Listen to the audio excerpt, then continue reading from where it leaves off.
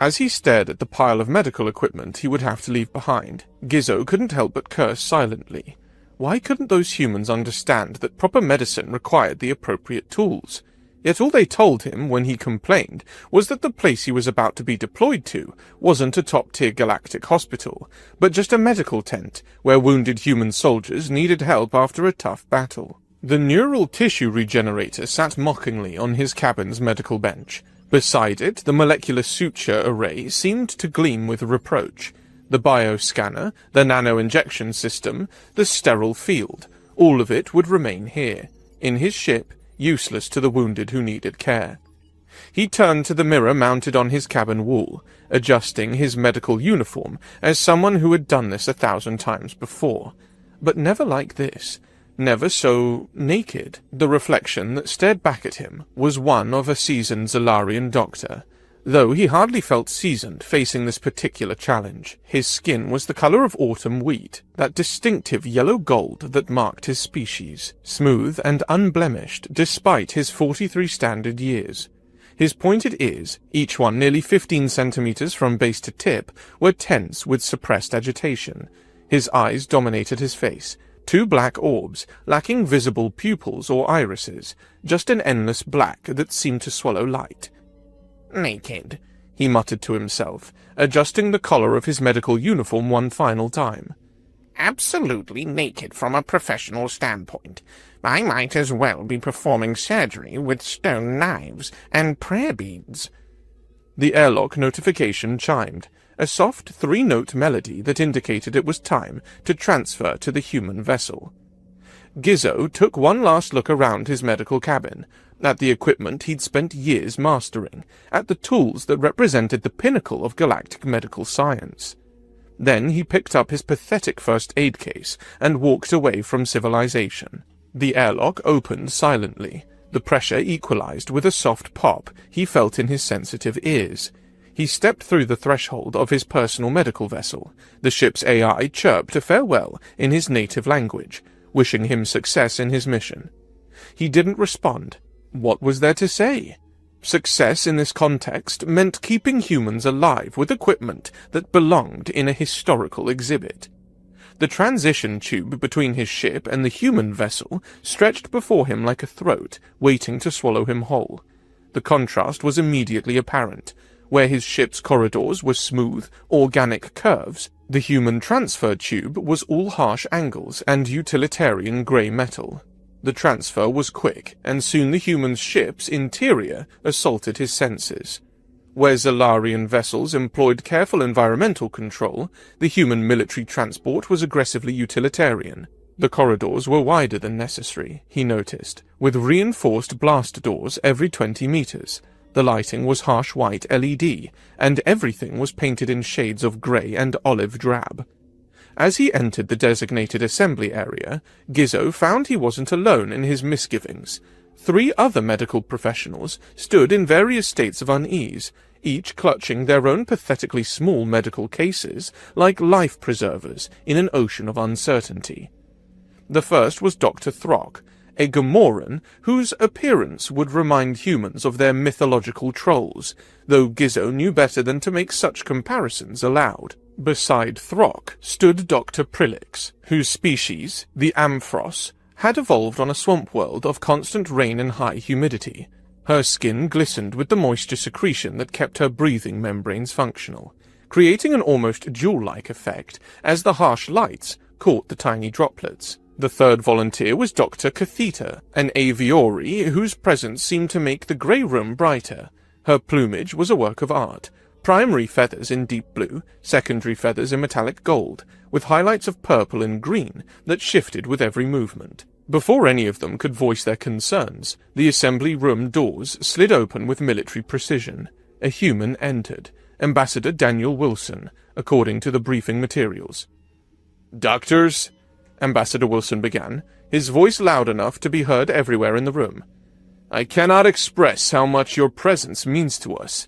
The Terran Alliance is deeply grateful to the Galactic Council for honoring our mutual assistance pact." He paused, his gaze moving across each of them with an intensity that made Gizzo's ears tense. You are the 38th volunteer medical group to answer our call. 38. Each group before you has saved lives that would have been lost without your help. Your willingness to come here, to leave your advanced facilities and work in our austere conditions, speaks volumes about your character and your commitment to the medical oath we all share. Throck's gravelly voice rumbled through the room like distant thunder. We are medical professionals, Ambassador. Our duty transcends comfort or convenience. Though I must ask, why do your people insist on such primitive conditions? Surely the Alliance has access to better equipment? Wilson's smile was tired and knowing. What seems primitive to you has kept humanity alive through centuries of conflict, Doctor. We need first aid more than anything else. Our medical technology may not regenerate tissue or knit bones, but it's quick, and speed means everything when you have a lot of wounded soldiers. The briefing mentioned we would be deployed to a secured area, Catheta interjected. Can you confirm the combat situation? Yes, Wilson nodded firmly. Let me be clear. You'll be deployed via drop pod directly to the medical staging area outside Arogar City.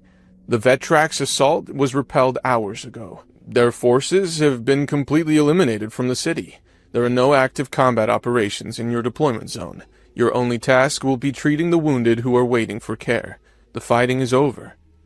The relief that passed through the group was obvious. Prilix's throat sac deflated significantly, the rapid pattern slowing to a more normal rhythm. Catheta's feathers smoothed against her body. Even Gizzo felt his own ears relax from their flattened position, swiveling forward again to better catch sounds. If you'll follow me, Ambassador Wilson said, gesturing toward the exit. I'll escort you to the drop pod. We'll brief you on the specific conditions as we walk. The group fell into step behind him, their disparate gaits creating an odd polyrhythm in the metal corridor. The human ambassador led them through corridors that all looked the same. Grey walls, grey floor, grey ceiling, broken only by color-coded pipes and emergency equipment stations. Ambassador, Catheta's voice chimed. Might I inquire about the nature of the injuries we'll be treating? My briefing mentioned human combat medicine differs significantly from Council standards, but was regrettably light on specifics. Wilson's pace didn't slow, but Gizzo caught the slight tensing of his shoulders, the way his hand unconsciously moved toward his side, checking for a weapon that wasn't there. A soldier's habit. Human soldiers are tough, as are our Deathwolder allies, the Thraxians, Wolverines, and others who fight alongside us. The injuries you'll see will be primarily physical trauma, projectile wounds from kinetic weapons, plasma burns, blast injuries from explosives, blunt force trauma from hand-to-hand combat. Nothing your training hasn't prepared you for. And the medical facilities? Dr. Prilix asked. The briefing mentioned field hospitals, but was frustratingly non-specific about the actual equipment and conditions we'll be working with. The medical tent is fully functional, Wilson assured them, though Gizzo noticed he didn't meet their eyes when he said it. It may not be what you're used to. We don't have molecular healers or tissue regenerators, but human field medicine has kept our soldiers alive through conflicts that would have exterminated most species. You'll be working alongside human medical personnel, who have generations of experience with our methods. They'll guide you through our procedures. Finally, they reached a heavily reinforced chamber that seemed like their destination. The doors were twice as thick as any they'd passed, with warning labels in a dozen languages proclaiming danger. Authorized personnel only, and drop pod bay. In the chamber's center sat a drop pod that looked less like a medical transport and more like a weapon. A brutal cylinder of ablative armor and heat shielding, with only a few small viewports breaking its intimidating surface. Crash couches arranged in a circle around a central equipment column, each one showing the wear of hard use. Dr. Throck's bass rumble voiced what they were all thinking. This is safe? It looks like a projectile more than a transport. Ambassador Wilson actually smiled, though it was a hard expression that didn't reach his eyes. That's because it is a projectile, Doctor. This pod is designed to punch through contested airspace and deliver troops to a hot landing zone under enemy fire. It can survive direct hits from plasma weapons, penetrate aerial defense grids, and land intact in almost any condition short of a direct nuclear strike. For a peaceful descent to a secured area, it's actually overkill. Think of it as insurance. Comforting, Gizzo muttered, his ears flattening against his skull as he examined the pod more closely. They filed into the pod one by one, each having to duck through the human-sized hatch. The interior was even more Spartan than the exterior suggested. Bare metal walls with only minimal padding, crash couches that had been hastily modified with extenders and adjustable components to accommodate non-human physiologies. Gizzo found a couch that looked like it might fit his anatomy and settled in, securing his medical case in a compartment that had probably once held ammunition. Ambassador Wilson entered last, sealing the hatch with a solid thunk that reverberated through the hull like a funeral bell. The internal lights switched to red emergency illumination, casting everything in a bloody glow that did nothing for Gizzo's nerves. "I'll be accompanying you to the surface," Wilson explained, strapping himself into his couch. "Help with the acclimation process. Introduce you to the chief medical officer. Make sure you have everything you need to get started. Now then," he continued, his fingers interacting with a control panel with rapid movements. "The descent will take approximately 12 minutes. There will be some turbulence as we hit atmosphere. The pod's designed for speed, not comfort. The inertial dampeners will handle the worst of it, but you'll still feel about 3 Gs during the main burn. I recommend you secure your straps properly. The 5-point harness might seem excessive, but trust me, you'll want it." Gizzo fumbled with the harness system, clearly designed for human anatomy, but functional enough for most bipedal species. "Launching in 30 seconds, Wilson announced. "Just breathe normally, and try to relax. Remember, this pod has successfully delivered troops to combat zones over 10 times. A milk run to a secured LZ is nothing." The pod shuddered as magnetic clamps released their grip. There was a moment of weightlessness that made Gizzo's stomach lurch. Then the main engines fired. The acceleration hit like a giant's fist, pressing them into their couches with brutal force. This wasn't the smooth, dampened thrust of civilized vessels. This was raw, primitive propulsion that cared nothing for passenger comfort.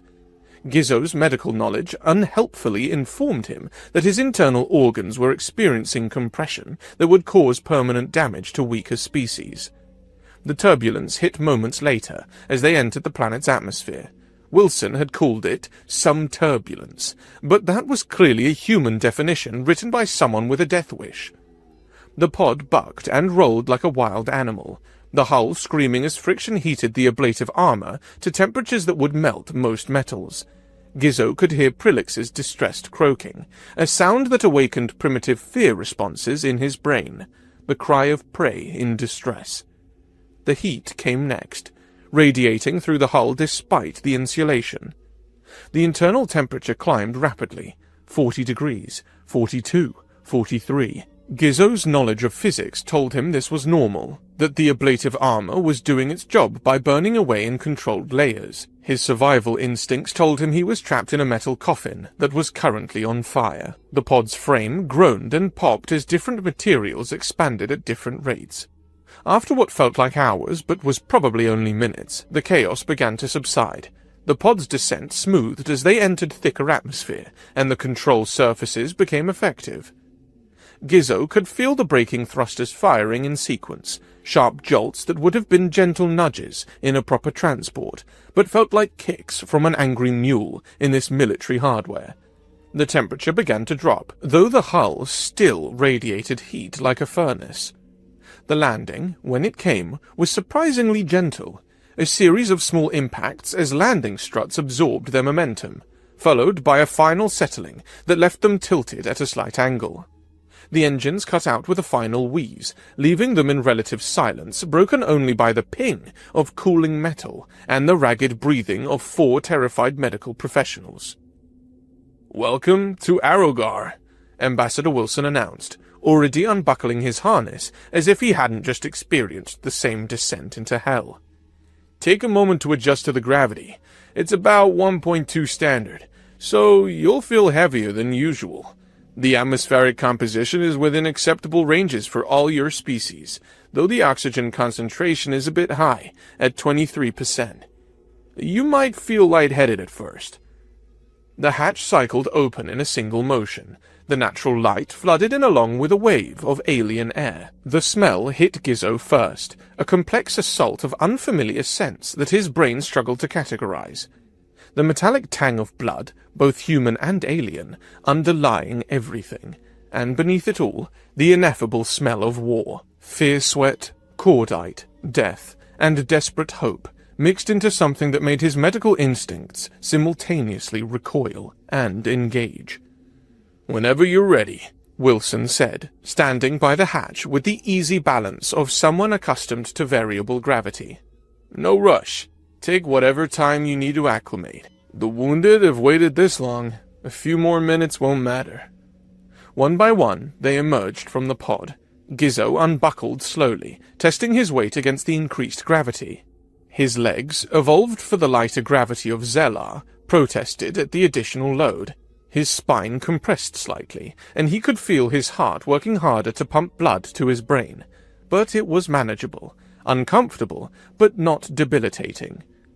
The scene that greeted them as they stepped onto the planet's surface was unlike anything in Gizzo's medical experience. They had landed in what might generously be called a field hospital staging area, though it bore no resemblance to any medical facility he had ever seen or trained in. The landing pad was just a cleared area of dirt, marked by the scorched marks of previous pod landings. Around it, the aftermath of battle was everywhere. Rows of wounded beings, humans and their Deathwelder allies, stretched in rough lines across muddy ground that had been churned into a morass by thousands of boots and tracks of military vehicles. Some wounded sat on improvised benches, made from ammunition crates and salvaged metal. Others lay on military-issue sleeping bags, spread directly on the dirt, their faces pale with blood loss or flushed with fever. There was no organization that Gizzo could recognize, no clear triage areas, no separate zones for different types of injuries, no isolation for infectious cases, just row upon row of damaged bodies, waiting for help. The battlefield's detritus surrounded them like the shed skin of some massive beast. Scorched earth marked where plasma weapons had fired, leaving glass-smooth craters that still radiated heat. Pieces of destroyed vehicles littered the periphery. The twisted remains of hover tanks, the skeletal frames of aircraft brought down by ground fire, even what looked like part of a Vetrax war machine, its biomechanical components rotting in the alien sun. Buildings that had once been part of Arogar's city's suburbs were now rubble, their remains pushed into rough barriers that provided minimal shelter from the elements. The medical tent itself dominated the center of the area like a canvas cathedral, a massive olive-colored military structure that must have been 40 meters long and 20 wide.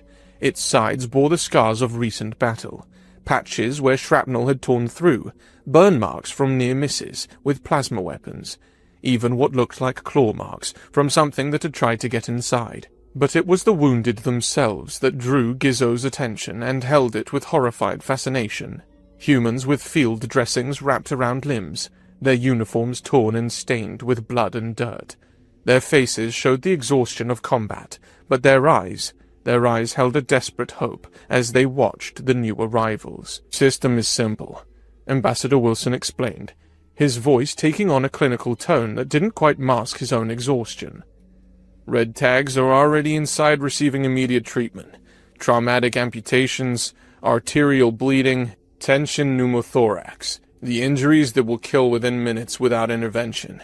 Yellow tags, that's most of what you see here, are stable but need treatment within the next few hours. Deblacerations, fractures, burns, puncture wounds that aren't immediately life-threatening. Green tags are ambulatory, minor injuries only. Cuts, bruises, minor burns, exhaustion cases. The surgeons inside will handle the critical cases. Your job will be to help clear this backlog. Sutures, setting bones, treating burns, administering antibiotics, clearing and dressing wounds.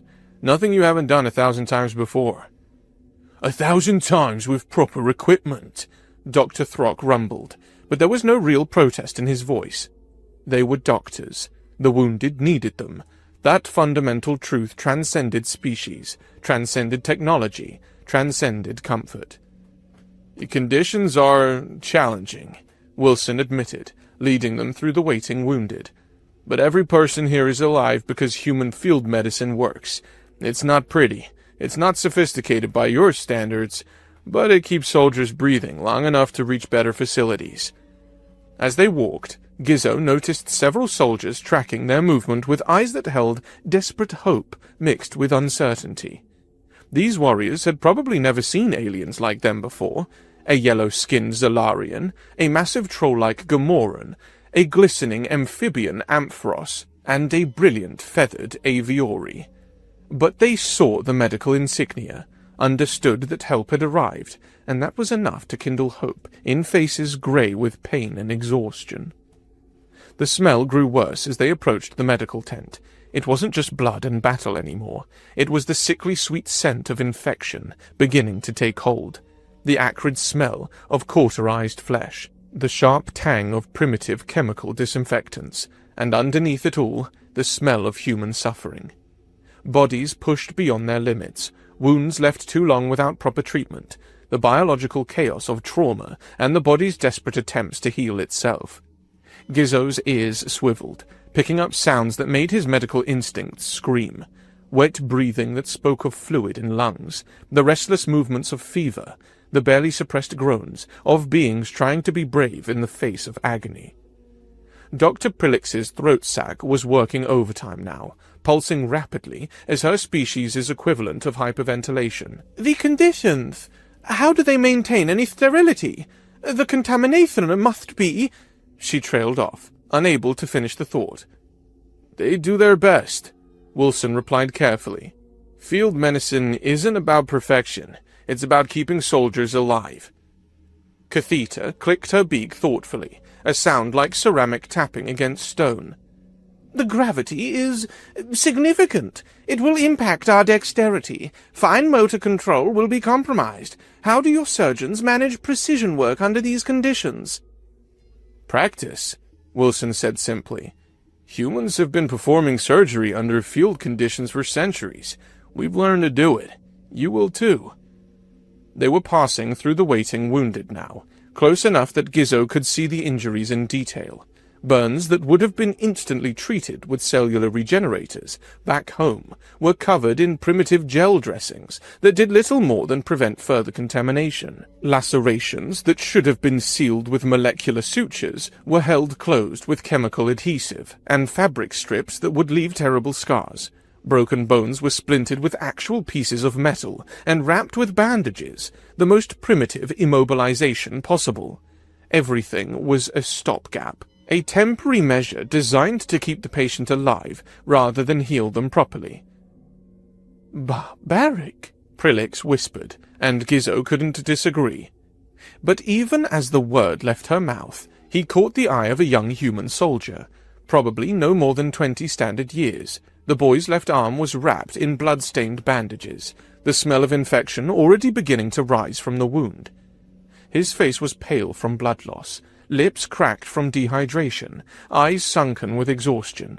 But when he saw Gizzo's medical insignia, his entire expression transformed. Hope bloomed across his features like sunrise after a long night. "Hey, Doc," the soldier called weakly, his voice hoarse but filled with relief. "Glad you could make it. We were starting to wonder if anyone else was coming." Gizzo found himself nodding, his professional instincts overriding his discomfort. "We're here to help, soldier. You'll be treated soon."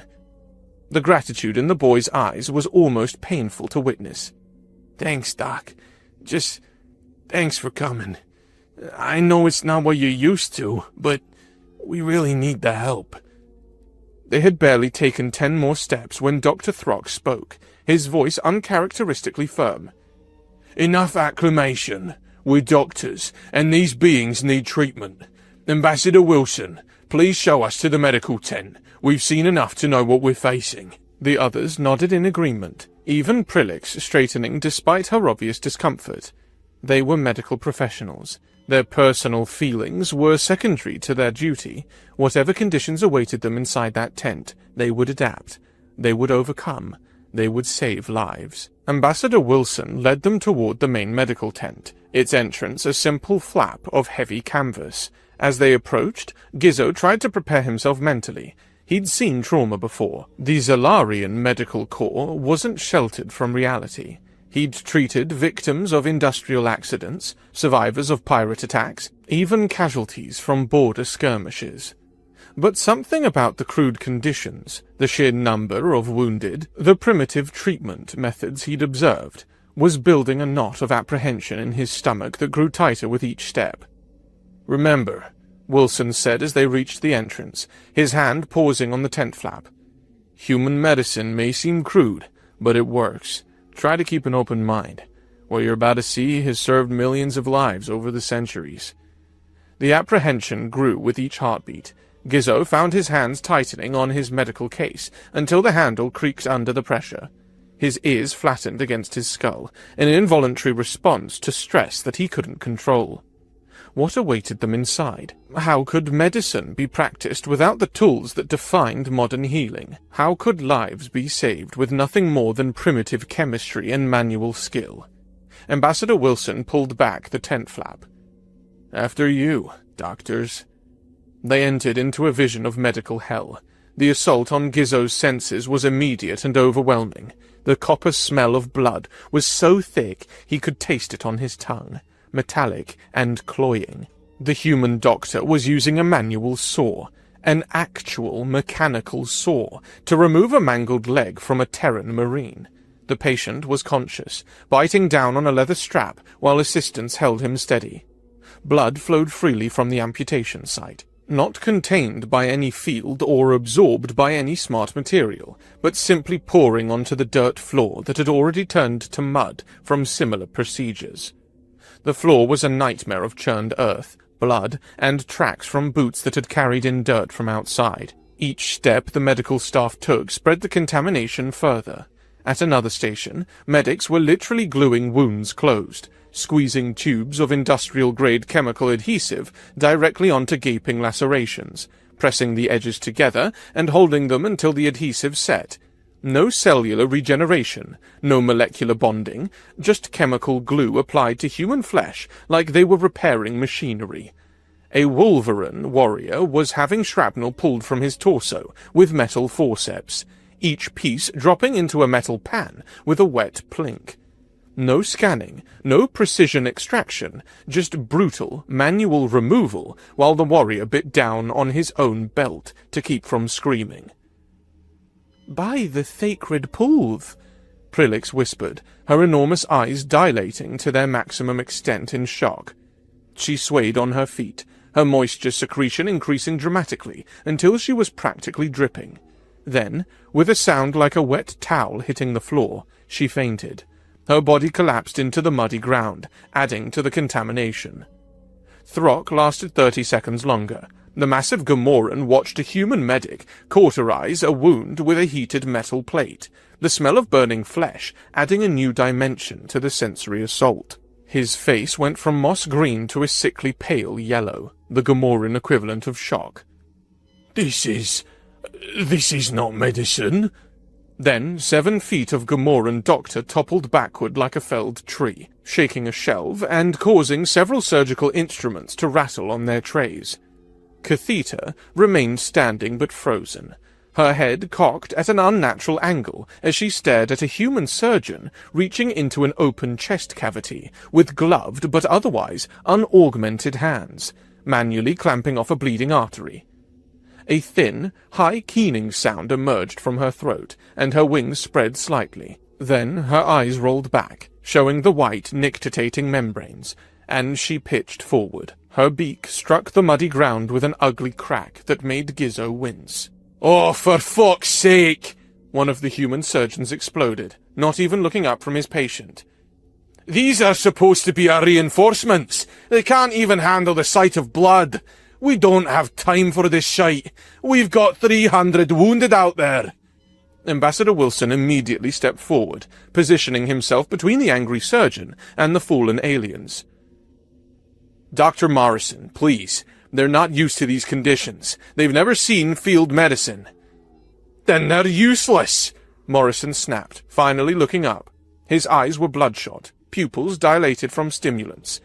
We need hands, not tourists. If they can't handle it, get them out. Gizzo stood among his fallen colleagues, the last one standing. Every instinct in his body screamed at him to flee. His medical training was shouting that everything here was wrong. The contamination, the primitive tools, the brutal methodology. This violated every principle of modern medicine he'd spent decades learning. But then, his eyes found a wounded soldier on a nearby stretcher. A human, barely out of adolescence, with half his face burned away by plasma fire. The boy was conscious, one remaining eye fixed on the ceiling, tears cutting tracks through the dirt and blood on his face, waiting, enduring, trusting that someone would help him. And suddenly, like pieces of a puzzle clicking together, Gizzo understood. This wasn't a hospital. This wasn't about perfect medicine or proper procedures. This was a battlefield surgery at its most raw, where the only metric that mattered was survival. The humans weren't wrong. They were just working with what they had, and what they had was keeping people alive against impossible odds. Gizzo stepped over Prillix's unconscious form and moved to help his fallen colleagues. "Dr. Prillix," he said firmly, "wake up. We have work to do." Her eyes fluttered open, still dilated with shock. "The conditions, the contamination," "is irrelevant," Gizzo said flatly. "We're not in a hospital. We're in a war zone. Every moment we waste on shock is a moment someone bleeds out." He moved to Throck next, using his medical knowledge to trigger the Gamoran's revival reflexes. "Dr. Throck, on your feet, now." The massive doctor groaned, his eyes focusing slowly. "The barbarity is keeping them alive," Gizzo interrupted. "If you can't handle it, leave. But if you call yourself a doctor, then get up and help these people." Finally, he reached Catheta, gently manipulating the nerve cluster at the base of her skull. The Aviori's eyes snapped open, her head rotating to focus on him. I cannot." "Yes, you can," Gizzo said firmly. "We all can. We must." He stood, addressing all three of them as they struggled to their feet. "Listen to me. Yes, this is primitive. Yes, it's contaminated. Yes, it violates everything we've been taught. But look around you." He gestured at the rows of wounded. "Every one of these beings is alive because this system works. Not perfectly, not cleanly, but it works. We can stand here being shocked, or we can help. Choose." The three doctors looked at each other, shame and determination warring on their faces. Finally, Throck rumbled. "You're right. We are doctors. What do we do?" Gizzo turned to the human medical staff, raising his voice. "We're ready to help. Tell us what you need." Dr. Morrison looked up from his patient, surprise flickering across his exhausted features. "You serious?" "We're doctors," Gizzo said simply. "Put us to work." Morrison studied him for a moment, then nodded. "All right.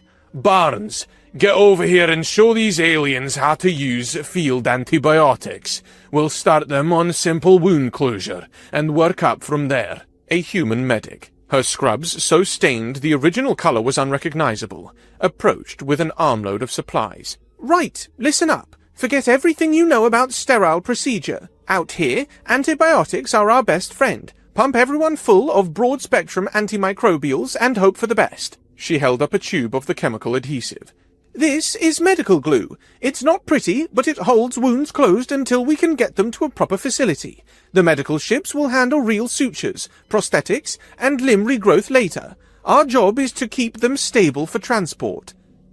The next hours were a blur of mistakes and learning. Gizzo's first attempt at using the chemical adhesive resulted in gluing his own fingers together. Prillix applied too much and had to cut away the excess with primitive scissors. Throck's massive hands, so precise with proper tools, struggled with the crude instruments. But slowly, painfully, they learned. The human medics guided them with a patience born of desperation. Gizzo learned to judge the amount of adhesive by sight, to apply pressure just long enough for it to set. He learned to ignore the contamination, to work around the primitive conditions, to focus only on the immediate goal. Stop the bleeding, prevent infection, keep them alive. Hours blended together. The wounded kept coming. Humans, Thraxians, Wolverines, even a few species Gizzo didn't recognize. Each one was damaged, bleeding, hoping for help, and gradually the alien doctors found their rhythm. Night fell, though inside the tent it made little difference. The work continued under the harsh LED lights. Gizzo lost count of how many wounds he'd glued, how many injections he'd administered, how many lives he'd helped save with tools that belonged in a museum. Dawn came grey and unwelcome, visible through the tent's few windows. Still, they worked. The line of wounded seemed endless, but gradually, impossibly, it began to shrink. Red tags became yellow, yellow became green. The crisis pace slowed to merely urgent. By the time the sun set again, painting the tent in shades of gold and crimson, they were treating the last of the urgent cases. Gizzo found himself suturing a relatively minor laceration on a human corporal, his movements automatic after dozens of similar procedures. When the last patient was stabilized, when the immediate crisis had finally passed, the three alien doctors found themselves in a corner of the tent, exhausted beyond measure. They leaned against each other without thinking. Dr. Morrison approached, looking every bit as exhausted as they felt. The anger was gone from his features, replaced by something that might have been respect. "You did good," he said simply. "All of you.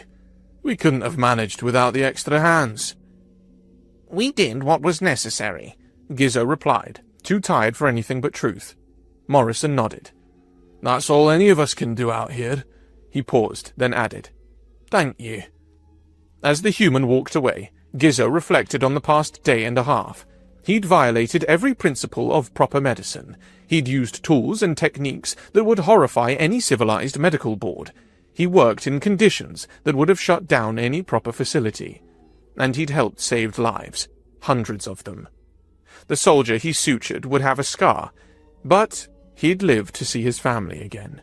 The Thraxian whose arm he'd helped amputate would receive a prosthetic, then a new limb later. The Wolverine with the belly full of shrapnel would heal and fight again. They were all alive, because human field medicine, primitive as it was, worked when nothing else was available. "I need to sleep," Prilix murmured, her voice slurred with exhaustion. "And then a proper shower.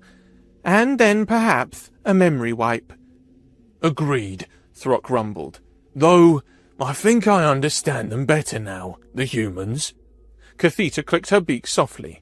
"We have much to report to the Medical Council. Our textbooks may need revision." Gizzo nodded, too tired to speak.